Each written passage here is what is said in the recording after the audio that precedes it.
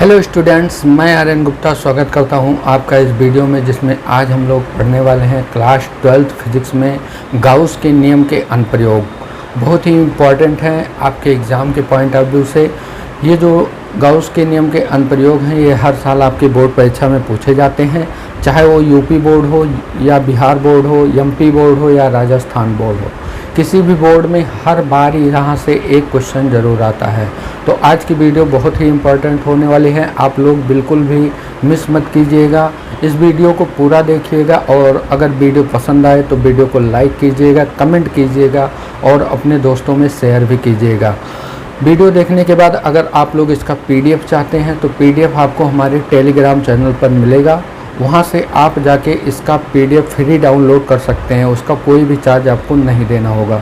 Telegram channel का link मैं नीचे डिस्क्रिप्शन बॉक्स में दे दूँगा। अगर वहाँ से डाउनलोड करने में कोई प्रॉब्लम होती है तो नीचे हमारा कॉन्टैक्ट नंबर शो हो रहा होगा, आप इस पर हमें कॉल कर सकते हैं। कोई भी जानकारी लेनी हो तो आप यहाँ से कॉल करके जानकारी ले सकते हैं पढ़ाई से रिलेटेड। तो चलिए शुरू करते हैं आज की अपनी क्लास। हम ले चलते हैं आपको अपने स्टडी टेबल पर। आप लोग कॉपी पेन निकाल लीजिए और अपनी पढ़ाई शुरू कीजिए। चलिए शुरू करते हैं। तो बच्चों, आ गए हम अपनी स्टडी टेबल पर। आप लोगों ने कॉपी पेन निकाल लिया होगा। अब हेडिंग डालिए गाउस नियम के अनुप्रयोग।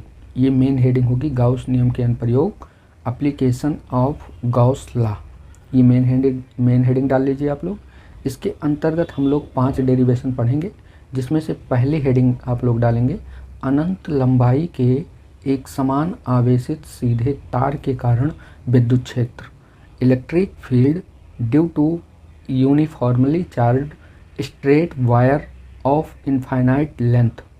ये आप लोग हेडिंग डाल लीजिए। हम लोग पढ़ना शुरू करते हैं। ये पहला डेरिवेशन है हम लोगों का। तो इसमें क्या है, अनंत लंबाई का एक तार लेना होगा, जिसकी लंबाई अनंत होगी, सीधा तार होगा। उसके कारण हमें उसके निकट या r दूरी पर हमें क्या निकालना रहेगा, विद्युत क्षेत्र निकालना रहेगा। हम किसका प्रयोग करके निकालेंगे, गाउस नियम का प्रयोग करके निकालेंगे। ठीक है ना बच्चों। तो चलिए शुरू करते हैं। इसके लिए जो सबसे पहले आपको पढ़ना होगा, उसके लिए आपको एक चीज़ जानना बहुत ज़रूरी है कि आवेश का रेखीय घनत्व क्या होता है। ठीक है, जिसे हम लीनियर चार्ज डेंसिटी बोलते हैं। तो वो क्या होता है, आइए पहले उसको समझ लेते हैं, उसके बाद फिर ये डेरिवेशन करते हैं। बहुत ही इंपॉर्टेंट है। डेरिवेशन की शुरुआत हो चुकी है। इसी के अंतर्गत ये पॉइंट है कि लीनियर चार्ज डेंसिटी क्या है, यानी आवेश का रेखीय घनत्व क्या होता है। मैं यहाँ पे हेडिंग डालूंगा और यहाँ पे डेफिनेशन और उसका फॉर्मूला लिख दूंगा। फिर आपको मैं समझाऊंगा कि ये क्या होता है। तो चलिए मैं डेफिनेशन लिखता हूँ यहाँ पे। देखिए बच्चों, यहाँ पर हमने आवेश का रेखीय घनत्व क्या होता है डेफिनेशन लिखा है। डेफिनेशन में एक बार पढ़ देता हूँ, आप लोग ध्यान से सुनिए। प्रति एकांक लंबाई पर उपस्थित आवेश को आवेश का रेखीय घनत्व कहते हैं। ठीक है, इसे लैम्ब्डा से प्रदर्शित करते हैं। अर्थात अगर यहाँ हम फार्मूला बनाए इसका, तो प्रति एकांक लंबाई पर उपस्थित आवेश को क्या कहा जाता है, आवेश का रेखीय घनत्व लैम्ब्डा। तो लैम्ब्डा बराबर हो जाएगा Q/L। लैम्ब्डा बराबर क्या होगा, Q/L। यहाँ L बराबर अगर हम 1 मीटर रख दें तो डेफिनेशन बन जाएगी। L बराबर 1 मीटर रखेंगे तो क्या कहेंगे डेफिनेशन, प्रति एकांक लंबाई पर उपस्थित आवेश। तो हमें अगर यहाँ L बराबर 1 मीटर रख दें तो लैम्ब्डा बराबर क्या मिलेगा, Q। यानी प्रति एकांक लंबाई पर उपस्थित आवेश को आवेश का रेखीय घनत्व कहते हैं। इसे लैम्ब्डा से प्रदर्शित करते हैं। ठीक है, इसका मात्रक अगर देखा जाए तो मात्रक अगर हम लोग निकालें लैम्ब्डा यानी आवेश का रेखीय घनत्व का मात्रक, तो इसका मात्रक होता है क्यू का मात्रक क्या होगा, कूलाम। ठीक है, और प्रति एल लंबाई का मात्रक क्या होता है, मीटर। तो यहाँ इसका मात्रक क्या हो जाएगा, कूलाम मीटर। ठीक है ना बच्चों, समझ में आया आप लोगों को। अब यहाँ पर हम लोग डेरिवेशन शुरू करते हैं। ठीक है, डेरिवेशन के लिए जो ये हमारी हेडिंग है कि अनंत लंबाई के एक समान आवेशित सीधे तार के कारण विद्युत क्षेत्र। तो हम पहले यहाँ पर एक अनंत लंबाई का तार मान लेते हैं। ठीक है, मैं पहले फिगर का यहाँ पे माना लिख देता हूँ, फिर आप लोगों को फिगर बना के मैं समझाऊंगा। लेकिन उसके पहले मुझे यहाँ माना लिखना पड़ेगा, क्योंकि आप लोगों को मैं वैसे ही बता रहा हूँ जैसे आपको एग्जाम में लिखना है। ठीक है, तो मैं यहाँ पर माना लिख देता हूँ, उसके बाद फिगर बना के आपको समझाता हूँ। यहाँ पे हमने माना लिख दिया। देखिए, माना एक अनंत लंबाई के एक समान आवेशित तार का रेखीय घनत्व लैम्ब्डा है, ठीक है, यानी उस तार पर आवेश का रेखीय घनत्व जो है वो लैम्ब्डा है। माना तार से r दूरी पर एक बिंदु P है जिस पर वैद्युत क्षेत्र की गणना करनी है। अब जो है इसके अकॉर्डिंग हम लोग यहाँ पर क्या बनाते हैं, फिगर बना लेते हैं और उस फिगर से हम लोग क्या करेंगे, डेरिवेशन करेंगे। बस आप लोग देखिए, मैं फिगर बना देता हूँ यहाँ पे। चलिए देखिए, मैं यहाँ पर फिगर बनाता हूँ, आप लोग देखिए। हमने क्या माना कि माना एक अनंत लंबाई का सीधा तार है, ठीक है।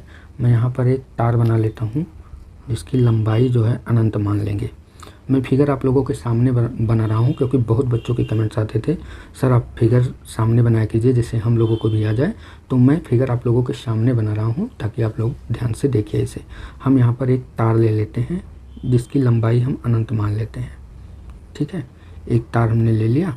अब इसको हम अनंत दिखा देते हैं, इसकी लंबाई जो है क्या है, अनंत तक है, ठीक है। अब अनंत तक खींच तो सकते नहीं, लेकिन इसको ऐसे दिखा सकते हैं कि ये इनफाइनाइट जा रहा है और इस पर एक समान आवेश है, इस तार पर एक समान आवेश है। तो यहाँ पर मैं प्लस चार्ज ले सकता हूँ, माइनस चार्ज ले सकता हूँ, कुछ भी ले लीजिए आप लोग। यहाँ पर प्लस चार्ज एक समान रूप से रख देता हूँ, ठीक है। एक समान रूप से यहाँ पर क्या है, प्लस चार्ज है। और इस तार की लंबाई जो हम मान लेते हैं, जितने में प्लस आवेश है इसकी लंबाई हम क्या मान लेते हैं, L। जितने में आपका प्लस चार्ज है यहाँ से लेकर यहाँ तक की लंबाई को हम क्या मान लेते हैं, L मान लेते हैं, ठीक है। इस तार से स्मॉल r मीटर की दूरी पर, मान लीजिए यहाँ पर r मीटर की दूरी यहाँ पर ले लीजिए। यहाँ पर एक बिंदु क्या है, P है, ये बिंदु P है। इसकी दूरी कितना है, यहाँ से r दूरी है। r दूरी पर एक बिंदु P है जिस पर हमें विद्युत क्षेत्र की तीव्रता ज्ञात करनी है या विद्युत क्षेत्र निकालना है, ठीक है। तो अब हम क्या करेंगे, इसके लिए आप लोग ध्यान से सुनिए। इस बिंदु P से होकर जाने वाला हम एक गॉसियन पृष्ठ खींचते हैं, क्योंकि हम लोगों ने गॉस का नियम पढ़ा था, गॉस का नियम। तो उसमें वैद्युत फ्लक्स जो होता है वो हमेशा बंद पृष्ठ के अंदर जो आवेश रहता है उसी से निकलता हुआ मान्य होता है, ठीक है। तो हम क्या करते हैं, इस आवेश के चारों ओर एक बंद पृष्ठ की कल्पना करते हैं। अब ये देखिए आवेश है, तो इसके चारों ओर जो बंद पृष्ठ बनेगा वो क्या होगा, एक बेलन होगा, ठीक है। तो मैं इसके चारों ओर एक बेलन बनाता हूँ। देखिए आप लोग इसको, यहाँ पर एक लाइन खींचेंगे,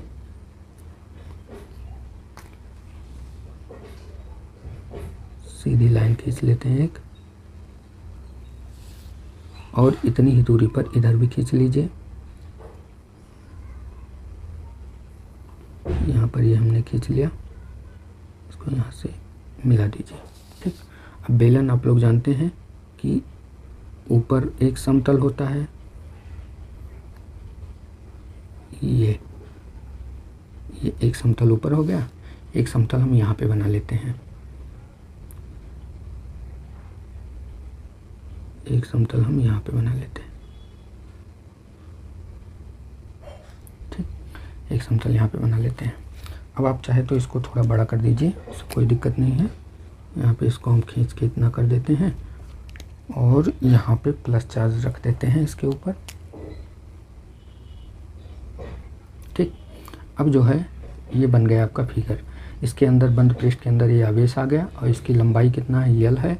और यहाँ से ये कितनी दूरी पर बिंदु P है, R दूरी पर क्या है, बिंदु P है। फिगर देख लीजिए आप लोग, समझ में आया होगा आप लोगों को। फिगर देख लीजिए। फिर इसका डेरिवेशन कहाँ से शुरू करना है मैं आपको बताता हूँ। पहले तो यहाँ वैद्युत क्षेत्र की तीव्रता की दिशा निकालते हैं। तो ये प्लस आवेश है, तो प्लस आवेश से वैद्युत क्षेत्र की तीव्रता जो होती है वो दूर होती है, प्लस आवेश से दूर होती है। तो उसकी दिशा जो होगी यहाँ पर इधर की ओर होगी, ठीक है। इधर की ओर होगी वैद्युत क्षेत्र की दिशा, ठीक है। यहाँ भी इधर की ओर होगी, समान रूप से एक तरफ होगी, ठीक। और इधर भी इस ओर होगी, नीचे भी इस ओर बना ले, ठीक। वैद्युत क्षेत्र की दिशा होगी इधर की ओर। ऐसे इधर की ओर निकालेंगे हम, लेकिन एक तरफ निकालिए आप, चाहे इस तरफ या इस तरफ, क्योंकि ये क्या है, जैसे एक पेन है तो यहाँ पर देखिए ये पेन है, इसका ये वाला सिरा क्या है, समतल है, ये वाला सिरा। और ये भी सिरा क्या है, समतल है। लेकिन ये सिरा जो है ये क्या है, कर्व है, यानी गोलीय है। तो इससे फ्लक्स कहीं भी निकालेंगे तो बाहर की ओर ही निकलेगा, और इधर निकालेंगे तो इधर की ओर जाएगा, इधर पर इधर की ओर, ठीक है ना।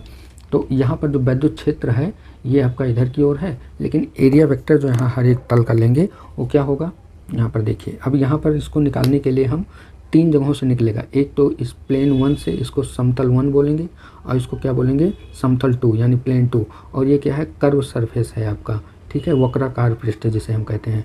तो यहाँ पर पहले हम पूरे से तो एक साथ निकाल नहीं सकते हैं, तो हम क्या लेंगे, यहाँ पर छोटे छोटे खंड ले लेते हैं, जैसा कि हमने आपको लास्ट वीडियो में बताया था। तो छोटे छोटे यहाँ पर खंड लेते हैं। मान लेते हैं एक खंड यहाँ पे है, एक खंड यहाँ पे ले लेते हैं जिसे हम अल्पांश बोलते हैं, ठीक है। एक अल्पांश यहाँ पे ले लेते हैं, एक अल्पांश यहाँ पे ले लेते हैं, और एक अल्पांश हम ले लेते हैं यहाँ पर, ठीक है। हम इस पूरे गॉसियन पृष्ठ का यानी इस बेलन वाला जो पूरा पृष्ठ है इसका क्षेत्रफल हम क्या मान लेते हैं, ए मान लेते हैं। ये जो पूरा पृष्ठ है इसका क्षेत्रफल क्या मान लेते हैं, ए मान लेते हैं। तो अब ये जो 3 छोटे छोटे अवयव लिए हैं इसका नाम दे देते हैं DA1, इसका नाम दे देते हैं DA2, इसका नाम दे देते हैं DA3, ठीक है। इसका नाम हम लोग दे देते हैं DA3, ठीक है। अब देखिए यहाँ पर इसका एरिया वेक्टर देखेंगे तो ये इस कर्व सरफेस पर है। यहाँ पेन आप लोग देखिए, इस पेन पर यहाँ पे हमने एक छोटा सा अवयव लिया है, एक छोटा सा अल्पांश लिया है। तो इस छोटे से अल्पांश का एरिया वेक्टर कहाँ होगा, इधर ऊपर की ओर, क्योंकि एरिया वेक्टर जो होता है वो हमेशा सतह के क्या होता है, लंबवत होता है। तो यहाँ पर जो एरिया वेक्टर होगा वो इधर की ओर होगा, ठीक है। यहाँ नीचे की ओर, चूँकि ये तल ऐसे नीचे की ओर है पेन में, ये तल यहाँ नीचे की ओर है, यहाँ देखिए आप लोग यहाँ पर है। तो इसका एरिया वेक्टर अगर निकालेंगे तो कहाँ आएगा, नीचे की ओर आएगा।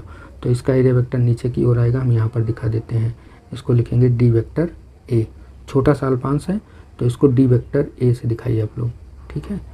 1 है तो DA1 हो जाएगा, ये 2, ये 3 है तो ये 3 हो जाएगा। और इधर दिखाएंगे तो ये ऊपर वाले समतल पर है तो इसका एरिया वेक्टर ऊपर हो जाएगा, और कौन सा होगा, DA वेक्टर 2, ठीक है ना। अब 3 जगहों से फ्लक्स निकलेगा, ठीक है। तो बस अब ये फिगर हो गया आपका, फिगर समझ में आया होगा आप लोगों को। चलिए अब इसका डेरिवेशन शुरू करते हैं, इतना कर लेंगे उसके बाद अब इसका डेरिवेशन शुरू करते हैं, ठीक है। डेरिवेशन शुरू करने के लिए हम आपको अगले पेज पर ले चलते हैं, वहाँ पर आपको समझाते हैं।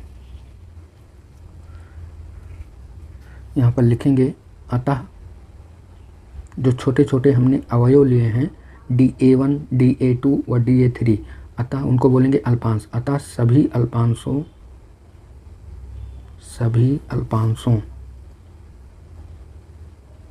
अल्पांश बोलिए या अवयव बोलिए, अल्पांशों से निकलने वाला, से गुजरने वाला या निकलने वाला, कुछ भी लिखे, गुजरने वाला कुल फ्लक्स,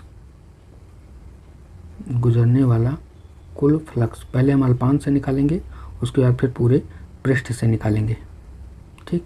से गुजरने वाला कुल फ्लक्स, सभी अल्पांशों से गुजरने वाला कुल फ्लक्स। अब चूंकि अल्पांश से गुजरने वाला फ्लक्स जो है उसको निकालेंगे तो फ्लक्स भी क्या होगा, छोटा होगा, अल्प फ्लक्स होगा। तो इसको मान लेते हैं d∅ होगा, और d∅ बराबर हो जाएगा d∅1 प्लस d∅2 और प्लस d∅3, ठीक है बच्चों, समझ में आया आप लोगों को। अब फाई का फॉर्मूला होता है, हम लोग यहाँ लिखेंगे d∅ बराबर, फाई का फार्मूला होता है E A cos थीटा, लेकिन d∅ है तो यहाँ पर क्षेत्रफल भी छोटा होगा, तो ये हो जाएगा E into DA cos theta. यहाँ DA1 ले लेते हैं, plus E into DA2 cos theta, plus E into DA3 cos theta, ठीक है। यहाँ थीटा जो होता है, थीटा E और D, वेक्टर E और D वेक्टर DA के बीच का क्या होता है, कोण होता है, ठीक है। तो यहाँ पर हम क्या करते हैं, ये तो आ गया छोटे छोटे अल्पांशों से निकलने वाला फ्लक्स। अब हम क्या करते हैं, संपूर्ण गॉसियन पृष्ठ, ये जो हमारा यहाँ पर देखिए फिगर में आप लोग, अभी हमने ये जो छोटे छोटे अल्पांश लिए हैं DA1, DA2 और DA3 इससे निकलने वाला फ्लक्स हमने यहाँ पर निकाल लिया, सबको क्या कर लिया, जोड़ लिया। अब हम क्या करेंगे, इस पूरे पृष्ठ से निकलने वाला फ्लक्स निकालेंगे। तो हम यहाँ का समाकलन कर देंगे तो ऊपर से निकलने वाला कुल फ्लक्स आ जाएगा, इसका समाकलन कर देंगे तो इस कर्व सरफेस से निकलने वाला फ्लक्स आ जाएगा, और नीचे वाले का समाकलन कर देंगे तो नीचे वाले से निकलने वाला फ्लक्स आ जाएगा। तो हमें क्या करना है, इस पूरी लाइन का समाकलन कर देना है। लेकिन उसके पहले यहाँ क्या लिखेंगे, यहाँ लिखेंगे कि अतः संपूर्ण गॉसियन पृष्ठ से गुजरने वाला फ्लक्स, यहाँ पर लिखेंगे अतः संपूर्ण गॉसियन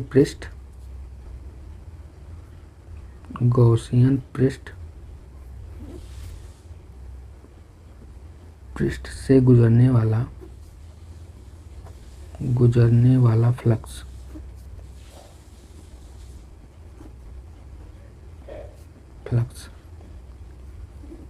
अब पूरा जब फ्लक्स निकालेंगे तो संपूर्ण फ्लक्स के लिए क्या हो जाएगा, फाई हो जाएगा, और फाई ई लिख देंगे हम लोग यहाँ पर। फाई ई बराबर सबको क्या करेंगे, इंटीग्रेट कर देंगे, ठीक है, इंटीग्रेट कर देंगे E into DA1 cos theta plus E DA2 cos theta, इसको भी इंटीग्रेट कर देंगे, और plus integration E into DA3 cos theta. ठीक है, यहाँ पे ऐसे गोला बना देते हैं, इसका मतलब होता है बंद पृष्ठ, इसका मतलब होता है पूरा बंद पृष्ठ, ठीक है ना। अब थीटा क्या होता है, अभी हमने बताया थीटा जो होता है वो वेक्टर ई और डी वेक्टर ए के बीच का कोण होता है। अब यहाँ पर देखिए, यहाँ पे वैल्यू रखेंगे, फिगर से देखिए आप लोग, मैं आपको फिगर से दिखाता हूँ। देखिए पहले हम लिखते हैं D1 के लिए, ठीक है, तो D1 हमारा कहाँ है, यहाँ पर DA1 जो है यहाँ पर है। यहाँ पर वेक्टर E और D वेक्टर A1 का बीच का कोण कितना है, दोनों कैसे हैं, समांतर है, तो यहाँ का कोण क्या हो जाएगा, 0 हो जाएगा। तो यहाँ पे हम लिख देते हैं फाई ई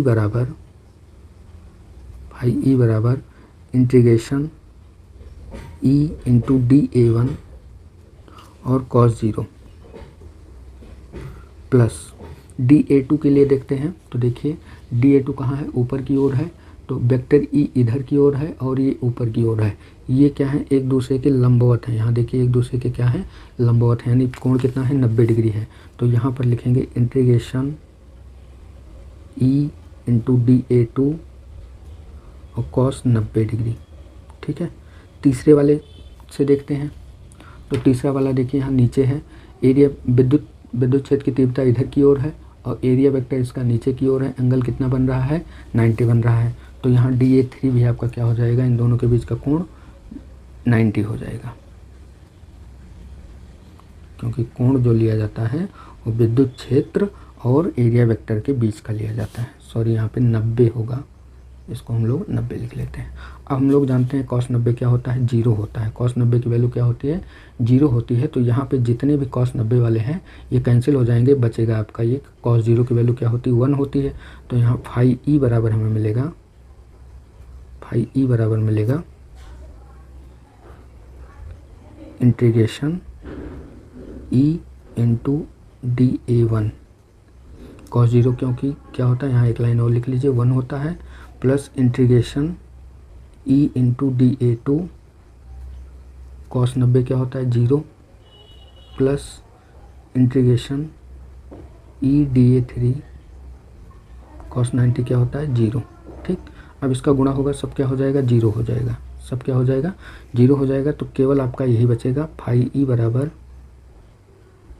बराबर इंटीग्रेशन E इंटू DA1, ठीक, बस ये बचेगा। बाकी और सब क्या हो जाएंगे, कैंसिल हो जाएंगे, 0 से गुणा होकर क्या हो जाएंगे, कैंसिल हो जाएंगे। अब एक चीज़ थोड़ा सा आप लोग फिगर में फिर देखिए, यहाँ पे पूरे पृष्ठ पर वैद्युत क्षेत्र क्या है, एक समान है, वैद्युत क्षेत्र क्या है, एक समान है, यानी वैद्युत क्षेत्र तो नियत है ना। तो वैद्युत क्षेत्र अगर नियत है तो यहाँ पर E को हम क्या करेंगे, इंटीग्रेशन से बाहर कर लेंगे, ठीक है। तो फाई ई बराबर हमें मिलेगा, फाई ई बराबर E इंटीग्रेशन का साइन लगेगा DA1, ठीक, इंटीग्रेशन का साइन लगेगा DA1, यानी इस वाले पृष्ठ का, फिगर में देखिए DA1 ये है, इस वाले पृष्ठ का हमें पूरा क्या करना है, समाकलन करना है इसका, ठीक।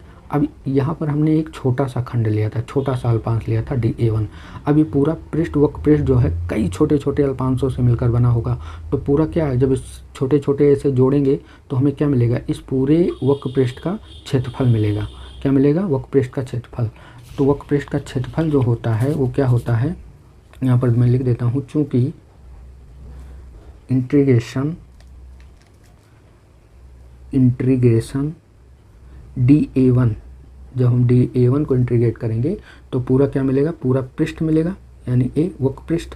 ठीक, और वक्र पृष्ठ का क्षेत्रफल क्या होता है, गॉसियन पृष्ठ यहाँ पर क्या है, बेलनाकार। बेलन का वक्र पृष्ठ का क्या होता है फार्मूला, 2πr(h) होता है। बेलन के वक्र पृष्ठ का फार्मूला क्या होता है, 2πr(h), जहाँ r त्रिज्या होती है, h क्या होती है, ऊंचाई होती है। तो यहाँ पर r तो त्रिज्या है, ऊंचाई यहाँ पर क्या है, l है, ऊंचाई क्या है, l है। ठीक, तो यहाँ बेलन का वक्र पृष्ठ क्या हो जाएगा, 2πrl हो जाएगा। ठीक, मैं यहाँ पर लिख देता हूँ 2πrl।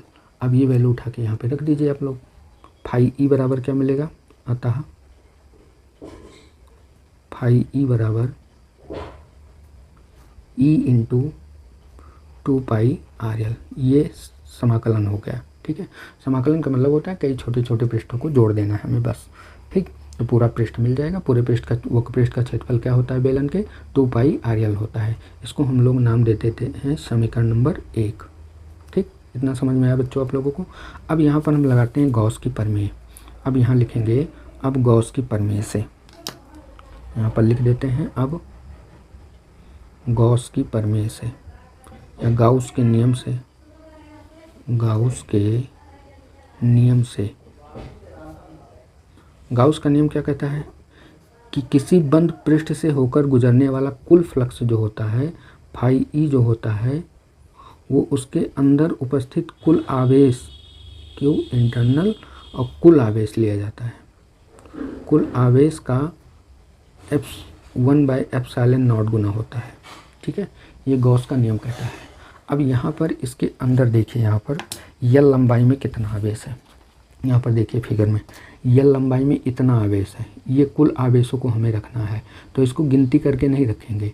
यहाँ पर हमने इसीलिए आपको पढ़ाया था कि प्रति एकांक लंबाई पर उपस्थित आवेश को आवेश का रेखीय घनत्व कहते हैं, कि एकांक लंबाई पर जितना आवेश होगा उसको हम क्या बोलेंगे, आवेश का रेखीय घनत्व। तो यहाँ पर लिखते हैं, चूँकि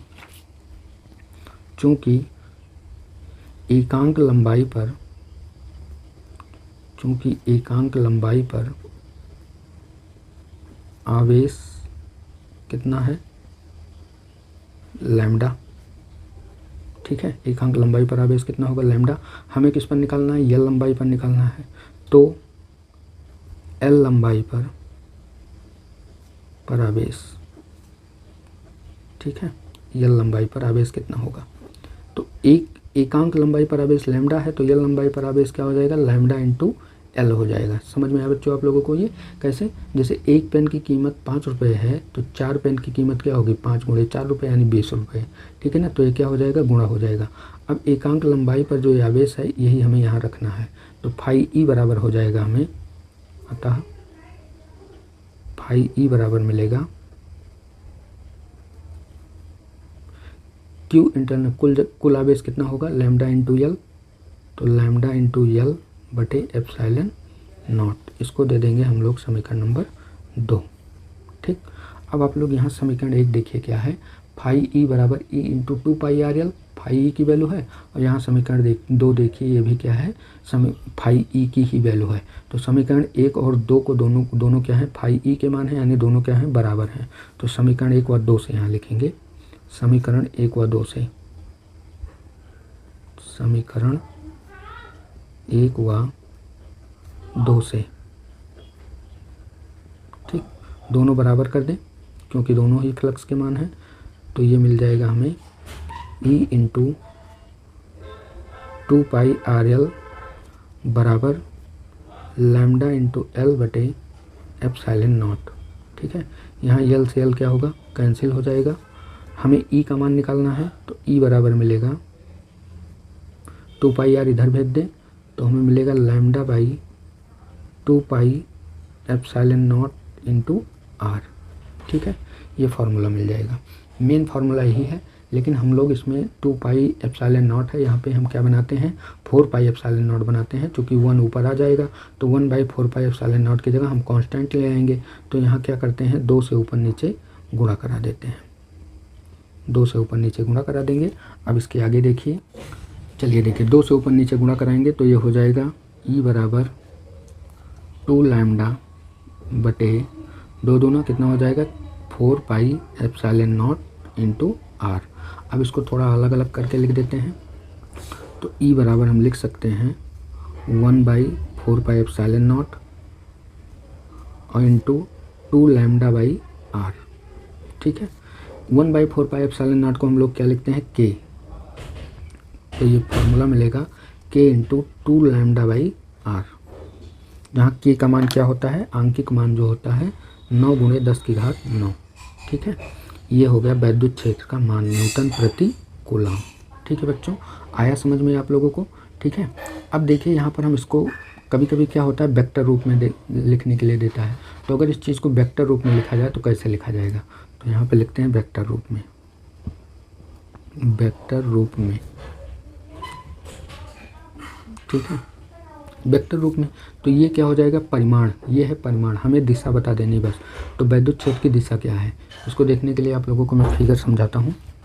यहाँ फिगर देखिए, फिगर में वैद्युत क्षेत्र इधर की ओर है, सब जगह वैद्युत क्षेत्र इधर की ओर ही है, और परिणामी हमारा जो आया था इसी के कारण आया था। बाकी ये दोनों तो 90-90 थे, कैंसिल हो गए। तो यहाँ पर इसका वैद्युत क्षेत्र इधर की ओर है तो परिणामी वैद्युत क्षेत्र भी इधर की ओर होगा। तो इसकी दिशा को हम क्या दिखाएंगे, तो यहाँ से देखिए इस तार से आर दूरी पर, आर दूरी इधर है, इस दूरी को हम ऐसे ऐसे बढ़ाते भी जा सकते हैं। ठीक है, तो वैद्युत क्षेत्र की दिशा में ही दूरी बढ़ेगी। तो वैद्युत क्षेत्र की दूरी क्या है आर, तो इसकी दिशा में हम लोग दिशा दिखाने के लिए एकांक सदिश का प्रयोग करते हैं। तो इसकी दिशा में एकांक सदिश हम लोग ले लेते हैं आर कैप। वैद्युत क्षेत्र की दिशा में जो एकांक सदिश है उसको हम लोग क्या लिखते हैं आर कैप। तो यहाँ पर हम उसको लिख देते हैं, आप लोग देखिए वेक्टर रूप हो जाएगा उसका। इसी फार्मूले को हम लोग वेक्टर रूप में लिखते हैं। तो यहाँ लिख देंगे वेक्टर ई बराबर के इंटू 2 लैम्डा बाई आर, ये हो गया परिमाण, और दिशा दिखाने के लिए हमें इंटू में आर कैप लिख देना है बस। ठीक है बच्चों, समझ में आया, ये हो गया वेक्टर रूप में हमारा फॉर्मूला। अब यहाँ पे कुछ पॉइंट्स जान लेते हैं, कुछ पॉइंट्स इसको इसके बारे में। यहाँ पर देखिए हमने क्या बताया कि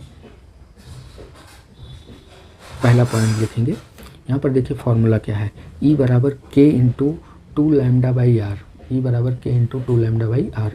के क्या है कांस्टेंट है, नियतांक है, इसका मान 1/4 पाई एप्सिलॉन नॉट होता है और आंकिक मान 9 × 10⁹ होता है।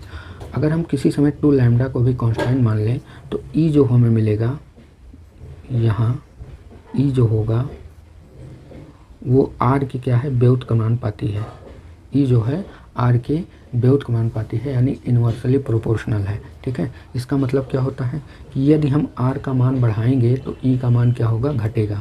ठीक है, क्योंकि ये इन्वर्स होते हैं एक दूसरे के। तो ई का मान आर का मान बढ़ाने पर ई का मान क्या होगा घटेगा।